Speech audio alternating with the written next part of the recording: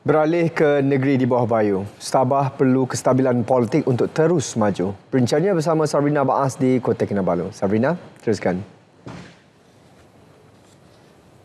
Ya, Sahih. Sabah memerlukan kestabilan politik untuk terus maju. Sehubungan itu, Ketua Menteri Datuk Seri Panglima Haji Jinor mengingatkan rakyat negeri ini membuat pilihan tepat pada pilihan raya negeri PRN Sabah ke-17. Yang penting kita mesti ada hubungan baik dengan Kerajaan Persekutuan untuk negeri Sabah. If we want to develop Sabah, we must have a good relationship with federal government. Kalau kita saja satu negeri, kita tidak boleh kerana everything federal government adalah satu pentadbiran bagi negara kita. Beliau ditemui selepas mengadakan program pemimpin bersama rakyat di Dewan Terbuka Kiulu. Datuk Haji Ji turut yakin calon GRS Dun Kiulu Datuk Jonison Bangkuai mampu mempertahankan kerusi itu berdasarkan pengalaman dan komitmennya memperjuangkan keperluan rakyat termasuk penubuhan pejabat daerah kecil Kiulu. Menjelang hari pengundian awal esok, persiapan rapi dibuat memastikan proses undi awal melibatkan pasukan keselamatan ini berjalan lancar. Bagi kawasan Dun Api-Api, persiapan akhir giat dilaksana di Dewan Kita Ibu Pejabat Polis Daerah Kota Kinabalu.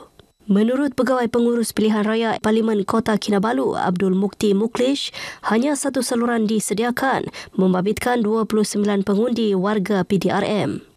6 petugas Suruhanjaya Pilihan Raya SPR akan bertugas di pusat mengundi awal ini yang akan dibuka mulai 8 pagi hingga 12 tengah hari. Secara keseluruhannya, seramai 17,782 pemilih berdaftar dalam kawasan Dun Api-Api.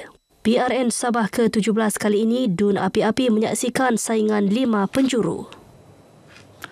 Kestabilan politik, pembangunan berterusan dan peningkatan ekonomi negeri antara faktor yang diyakini mampu menarik sokongan rakyat kepada JRS pada PRN Sabah ke-17. Naib Presiden GRS Datuk Masiung Banah berkata, rakyat akan menilai rekod pentadbiran kerajaan dalam membela kebajikan serta meneruskan agenda pembangunan. Rakyat akan memberikan peluang sekali lagi kepada JRS berdasarkan kepada track record pemerintahan selama 5 tahun. Politik stabil, pembangunan berjalan dan hasil negeri Sabah bertambah. Beliau yang juga calon GRS Dun Kuamut ditemui selepas melawat markas GRS di Kampung Tinusa 1. Sementara itu, calon GRS Sungai Sibuga Datuk Amir Shah Yaakob berharap pengundi memberi mandat kepada beliau untuk menerajui kepimpinan di kawasan berkenaan. Kita dalam keadaan yang begitu siap siaga untuk jentera-jentera kita dan juga kita akan memaklumkan kepada rakyat Sungai Sibuga ini. Kita akan pastikan bahawa kemenangan itu milik kita. Membangunkan sektor pertanian bagi meningkatkan pendapatan dan peluang ekonomi penduduk. Keutamaan calon PH Dun Melalap Datuk Jamayu Jaafar sekiranya diberi mandat pada PRN Sabah ke-17. Jelas beliau, pengukuhan sektor pertanian bukan sahaja menjana pendapatan lebih stabil, malah membuka peluang pembangunan hiliran yang memberi manfaat kepada belia dan pengusaha kecil-kecilan. Kita bersetuju atas kehendak daripada Perdana Menteri supaya apa? Supaya akan ada wakil yang dapat membawa isu-isu pembangunan, ekonomi dan sebagainya ke Putrajaya kepada pucuk pimpinan di peringkat persekutuan. Beliau menyatakannya dalam jelajah kempen Dun Melalap. Calon GRS Dun Sekong Puan Sri Diana Diego menekankan aspek pendidikan dalam agenda pembangunan rakyat di kawasan berkenaan. Langkah strategik itu penting bagi memastikan generasi muda tidak tercicir menerima pendidikan terbaik. Turut diberi penekanan aspek kebersihan demi kesihatan sejagat. Saya betul-betul menekankan di sini pendidikan yang saya utamakan dan kebersihan kawasan. Di atas air, di bawah sampah, it's not okay to live like that. Bukan, itu saya daripada dulu, daripada tahun 80-an. Masa saya bujang sampai saya begini, masih lagi keadaan yang sama. InsyaAllah, kalau saya ditakdirkan menjadi pemimpin di sini, itulah yang saya mau ubah. Beliau menyatakan demikian selepas program kempen bersama rakyat di Kampung Bahagia Batu Sapi. Sementara itu, Ketua Bahagian Gagasan Rakyat Sekong, Sabarudin Abu memaklumkan jentera GRS terus giat menggerakkan kempen yang berbaki 5 hari lagi sebelum hari pengundian pada 29 November ini. Ini kita telah menyediakan berbagai platform, siri kempen dan juga house to house bagi memastikan dan menerangkan sendiri kepada pengundi-pengundi agar jangan terpengaruh dengan daya daripada pembangkang untuk menindakkan usaha-usaha yang telah dijalankan oleh kerajaan GRS ini. Calon Barisan Nasional DUN N71 Tanjung Batu Samasuddin Yusof pula bertekad memperkasa kesejahteraan rakyat. Fokus usaha naik taraf infrastruktur asas kerana akses prasarana yang baik, menjamin keselamatan serta memudahkan urusan harian penduduk.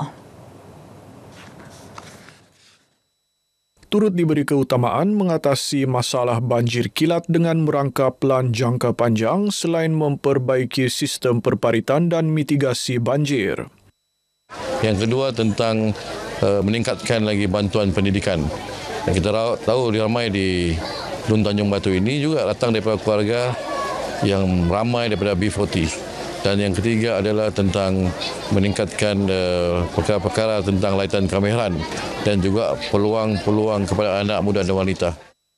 Beliau menyatakan demikian di Kampung Tanjung Batu Lokpon, Tawau.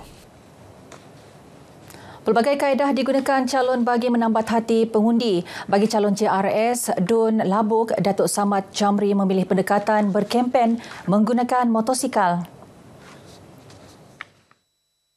Pendekatan ini bukan sahaja memudahkan pergerakan ke setiap pusat daerah mengundi PDM, malah trend bermotosikal ini juga menjadi kegemaran anak muda. Saya melihat bahawa trend ini sangat baik dan ianya juga memang sesuai dengan kawasan kita di kawasan DUN Labuk ini. Sebab itulah konsep ini dapat kita terapkan bagi memperkukuhkan jentera anak muda khususnya dan juga belia. Beliau ditemui dalam program kempen di PDM Kuala Sapi Beluran. Ini satu kewajipan kita untuk membantu memenangkan calon-calon yang sudah dipilih dalam JRS dan kebetulan di Labuk ini calon yang dipilih daripada PJRS dan kita di PBS kita akan terus bekerja membantu. Dalam pada itu, pengundi sekitar DUN Labuk perlu menunaikan tanggungjawab demi masa depan negeri. Sekiranya kita tidak melaksanakan tanggungjawab kita sebagai pengundi, ia akan mungkin menjejaskan corak politik kita akan datang. Maksudnya kita tidak dapat menyampaikan hasrat kita put blame untuk kepada kerajaan, tapi kita tidak sedar yang sebenarnya kita yang menentukan kerajaan itu sendiri. Pemilih baru untuk turun mengundi dan pilihlah calon yang kita yakin dapat perubahan terhadap negeri kita khususnya di negeri Sabah ini. N49 Labuk menyaksikan pertembungan 7 penjuru pada PRN Sabah ke-17. Pengundi muda manfaatkan peluang PRN Sabah ke-17 untuk menentukan masa depan negeri. Setiap undi penting sebagai penentu kerajaan yang benar-benar mampu bekerja dan menyelesaikan isu rakyat. So, saya di sini menyeru semua pemuda belia keluar mengundi dengan bijak dan menilai kerajaan yang betul-betul yang boleh buat kerja. Rugi untuk belia-belia ni yang tidak mengundi. Sampai bila lagi kita kena diam dan ikut cakap orang? So, saya yang juga belia menggalakkanlah yang belia-belia ni semua turun pada 29 November untuk mengundi. Undi anda adalah masa depan negara kita. Saya berharap para belia dapat turun mengundi pada 29 hari bulan kerana ini adalah satu platform untuk para belia mengundi pemimpin pada masa ke depan di mana yang akan mencorakkan masa depan anak-anak muda pada akan datang. Kemeriahan kempen PRN Sabah ke-17 bukan sahaja gelanggang memilih calon dan parti politik, malah turut memberi limpahan rezeki kepada para peniaga. Peningkatan jumlah pengunjung ke lokasi kempen meningkatkan permintaan terhadap jualan makanan, minuman dan barangan keperluan harian. Sekaligus menambah pendapatan harian peniaga kecil. Peniaga kecil-kecilan, pesara, dan hari ini meningkat sedikit pendapatan sebab ramai pengunjung katamu apin-apin masa kempen ini.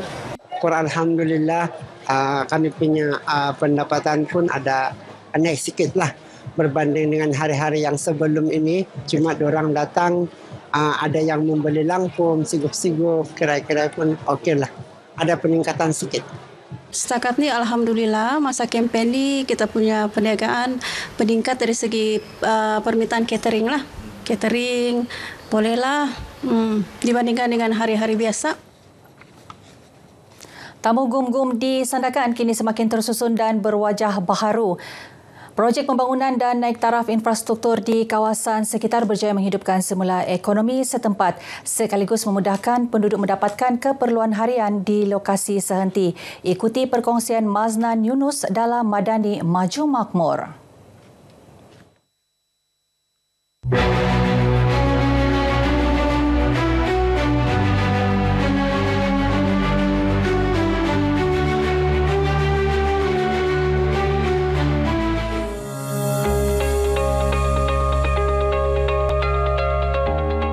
Sekarang ini ada kemudahan lah kalau macam kedai-kedai besar ini, macam market ini yang besar ini kan.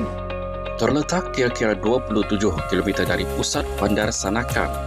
Tamu gum-gum di bawah sediaan Majlis Perbandaran Sandakan ini menerima sehingga 200 pengunjung terutama pada hujung minggu. Kedudukannya yang strategik, dekatan jalan raya dan deretan kedai baharu menjadikannya sebagai lokasi pilihan penduduk. Hasil pembangunan yang dilaksanakan Kerajaan Madani, penduduk sekitar kini tidak perlu bergerak jauh untuk mendapatkan keperluan harian. Sesuai pewujudannya sebagai platform perniagaan bagi penduduk luar bandar. Ada senang sikit lah sebab ada sudah dekatkan, tidak ada sudah kita pergi jauh-jauh. Macam saya ini kan jarang sudah di sini sejak ada lagi kedai baru kan. Namun, di sebalik kemudahannya semakin terserlah, masih terdapat beberapa aspek yang memerlukan penambahbaikan, keselamatan, keselesaan dan kemeriahan. Itu antara harapan peniaga kecil di tamu ini. Memang perlu ada pondok keselamatan sama pagar. Habis ini memang tidak ada pagar.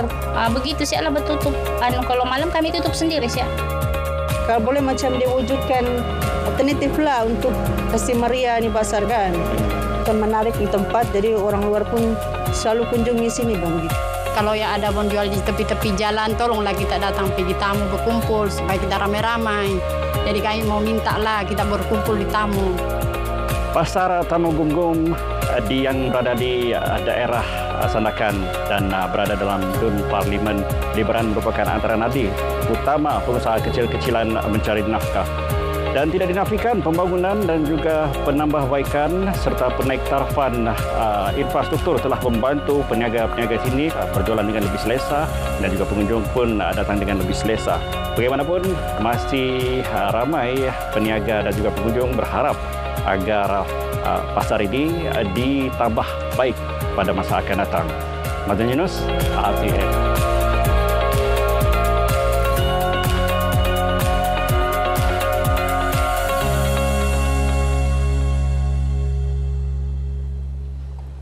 Baik, sekian perkongsian dari Negeri di Bawah Bayu. Kembali bersama Sahih untuk lebih banyak perkembangan semasa dalam negara. Setiap undi membawa suara dan harapan rakyat Sabah. PAH Undi 2025.